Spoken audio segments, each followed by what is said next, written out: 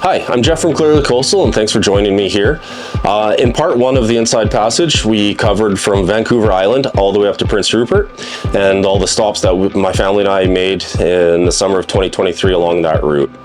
Now in this one, we're going to go from Prince Rupert up to Juneau, Alaska. And this was the summer of 2022 for my family and I. We had a different boat at the time, still an awesome boat, the Ranger Tug R-23. Really enjoyed that boat on that trip, and we definitely saw a lot of things that we will never forget and made a lot of memories together. And I want to pass along some of the things that I learned through my planning and through the experiences of the trip itself. So from Prince Rupert, you head north towards Ketchikan. This is 152 miles, 152 nautical miles, and you head up through Chatham Sound, and then you get into the Dixon Entrance. Now the Dixon Entrance itself, you really want to keep an eye on the weather. It can get really nasty in there. Lots of times you'll see gale warnings, and just watching the weather on there, it's pretty crazy, some of the winds and stuff that you see coming through there. When we crossed through there on the trip up to Alaska, it was flat, thankfully, but I've had other trips where it's been a lot rougher and not so enjoyable. The weather can come at you from multiple directions with the Dixon as well, so it's not like there's one specific wind direction that's going to cause it to be nasty, so you really need to keep an eye on that and plan your trip accordingly. After that, going up into Alaska, you're able to clear US Customs with the app on your phone. We used it ourselves. It's called CBP ROAM. You upload all your information onto it, scan your passports with the camera, and then send all the information to US Customs. A little while later, they gave us a phone call, and the customs officer asked us some basic questions and cleared us over the phone, and then sent us our documents showing that we were cleared. And it was a really smooth process. I really enjoyed it. They can also request to see you in person in Ketchikan. I mean, for us, that wouldn't have been an issue anyways. But so just to keep in mind, sometimes you might get cleared over the phone, and other times you might have to go into Ketchikan, whether that was your plan or not. Really cool app. I wish Canada Customs would have something similar. It definitely makes the process really smooth and nice and easy for us. We spent a couple nights in Ketchikan. In Ketchikan there, we used the state-run docks. They're on a first-come, first-served basis. So what you can do there is you just, when you're in line of sight, get on the radio and call for the harbor master and give them the details they need, and they will assign you a slip, and then you can go into the office and pay. Really reasonably priced at the time. I don't know if prices have changed, so they have it on their website, so keep checking that out. But we were just about a 20-minute walk outside of the downtown core with the marina we got placed at. So a nice easy walk, really beautiful facilities as well. Ketchikan itself, really big cruise ship destination. There was about 3 cruise ships, if I remember correctly, that were in that day, the full day that we spent there, and it was really busy with them. They were pretty big cruise ships, so definitely gets busy with that, and a lot of things are tourist based as such with that. So lots of excursions people can go on, lots of restaurants to check out as well. There's also a really cool area called Creek Street that we checked out. That's what used to be the red light district, the brothels of Ketchikan.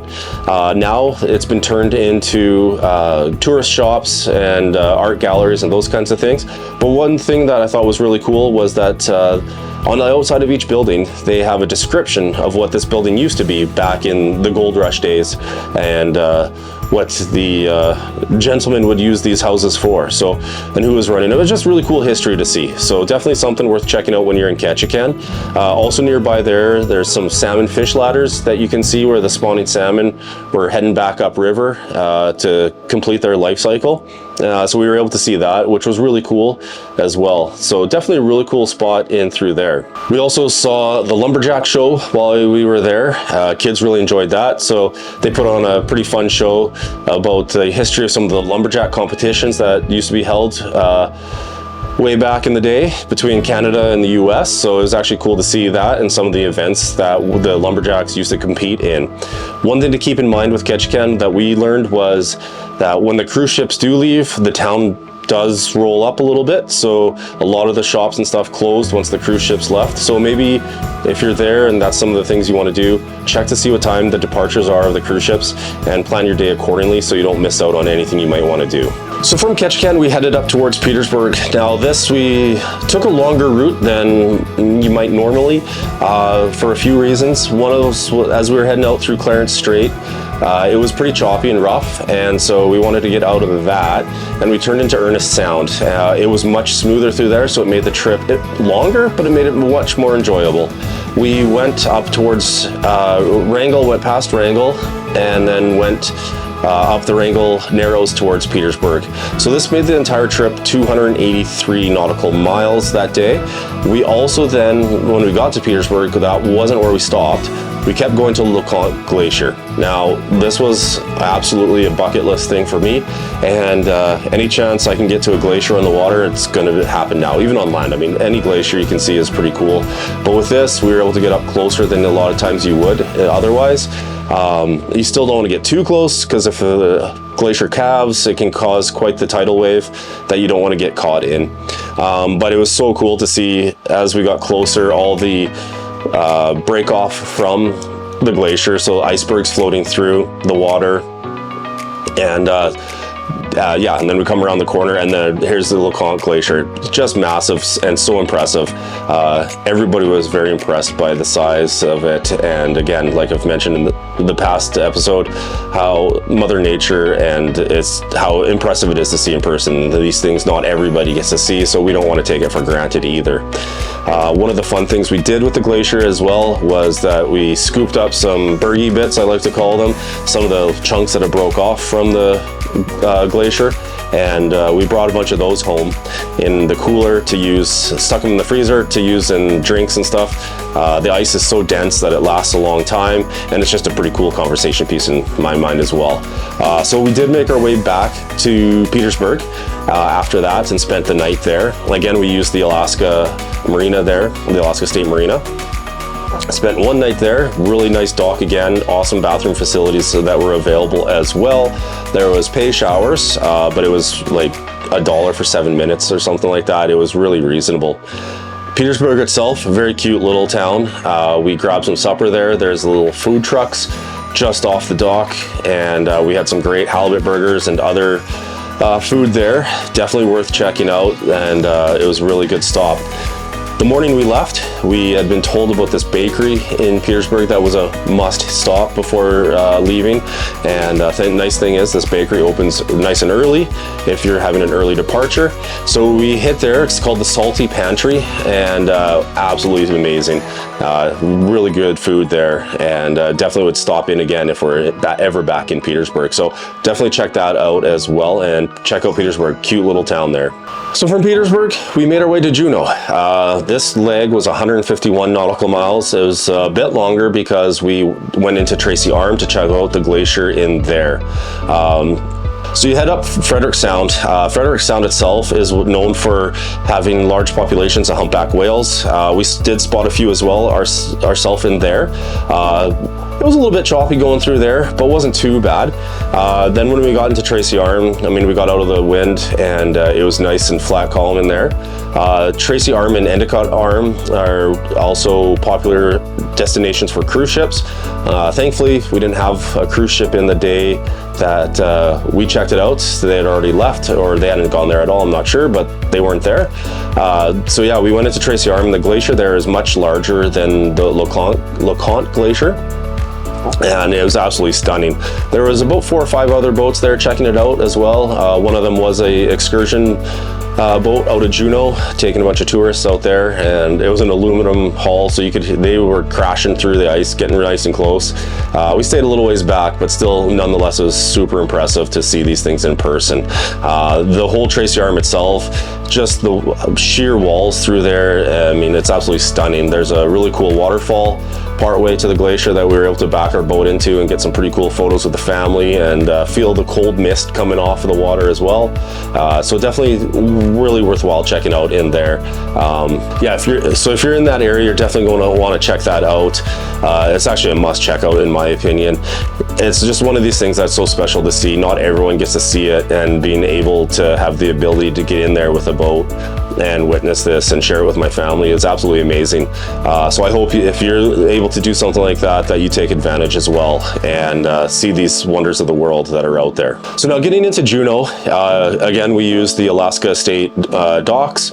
And again, same procedure, just called in with the harbor master on the radio, and they assigned us a slip, and we stayed there for, I believe it was 4 or 5 nights that we were in Juneau for in total.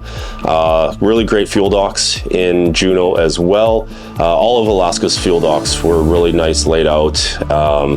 The offices are on the same level as the fuel pumps, so everything goes up and down with the tide, so you're not having to go up and down some pretty steep inclines, unlike other fuel docks that I have had to use when you're at low tide.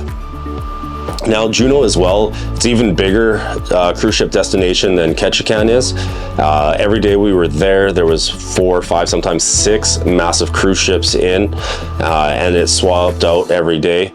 You could also tell when the cruise ships had come in, because shortly after, a bunch of float planes and helicopters would be taking off and just taking all everybody out on their excursions. Things were like a little beehive, and yeah, it was just a really busy spot with that kind of stuff. So some of the things that we checked out there, one of the cool things was the Mendenhall Glacier. This one is accessible by land. I know there's excursions that you can fly over. I'm not sure if onto it by helicopter, and I'll fly over by float plane as well. But we took the city bus up to it. It gets you within about 1.5 miles, I think it was, and then you have to walk in from there. You can drive all the way in, but that's the closest where the bus stops. So once you get to the visitor center, it's a short hike to the viewing point to see the glacier. There's also a really cool waterfall right there as well. The hike itself, very easy, fairly level. Parts of it are paved, so it's fairly accessible for most people.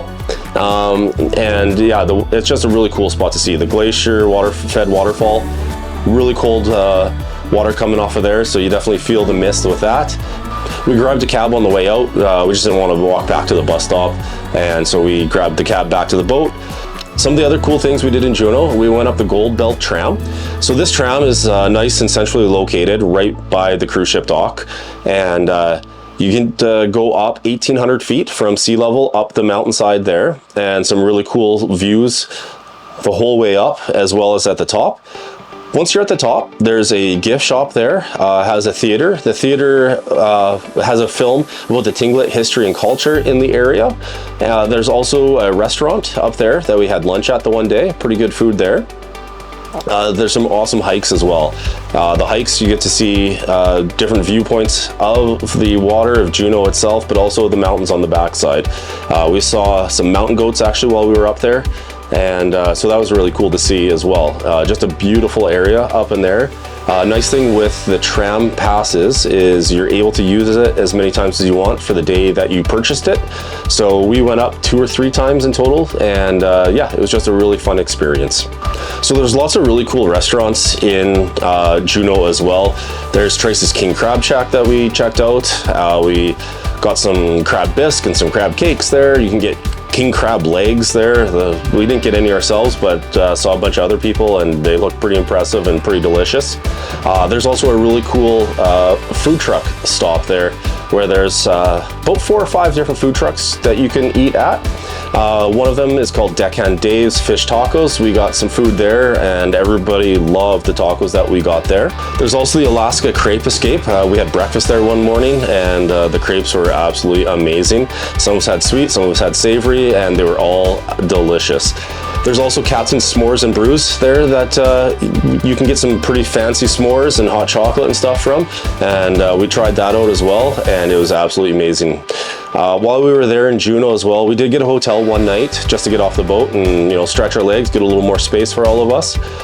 Just beware if you are going to get hotels in Juneau in the summer with tourist season, they can be pretty pricey. So I think we were about $450 for the one night in the hotel, but it was enjoyable. It was definitely worth it a while in our opinion for it. So just something to keep in mind. So I'd mentioned that I was going to cover some of the apps and websites and stuff that I use for my trip planning. One of the first things I like to use is Windy. So it's on your desktop computer, but also has an app for your phone. So it's a good predictive weather forecaster. They can predict, there's two different ones. There's the free version and also the premium. They can predict about 7 days, I believe it is, with the free version, and I'm not too sure what the premium is. If somebody knows, you want to comment below, that would be great. So with that, I get the wind direction, your precipitation, wave height, direction, those kinds of things it predicts. But keep in mind that day of, it's not going to update. So it's still just the predictive. So it's not going to give you any live updates. For that, I like to use an app called SailFlow. It gives me live updates at the lighthouses and weather buoys. So the last time they updated, SailFlow uses that information. So it's a really great resource for that. Environment Canada is another one for on the water forecasts and updates, so you can check that. I also like to use an app called Tides Near Me, so it will give me the tides for there, so I can plan my trips accordingly for what I'm going to be doing. Another thing you can use for your tides is your chart plotters, if it has that option on it. Mine does, so it's nice having that. So get to know your equipment and know what's on there. As far as route planning, I like to use Navionics online there. So a lot of the screenshots, pictures that I've used on these videos, I took off of there, and that's where I will use for planning my route ahead of time, so I know where I'm going and where I want to go. I can also use it to plan out secondary anchorages. So if things aren't going as planned and we need to get out of weather or something, I always have somewhere in the back of my mind that we can get away quickly to, just because you never know what's going to bring on the water. So hopefully those were helpful as well for you, and hopefully you were able to get some more information out of this video. And again, please comment below with any questions or comments of things that you liked or didn't like, and yeah, I'd love to learn and hear from you as well. So thanks for joining, and we'll see you on the water.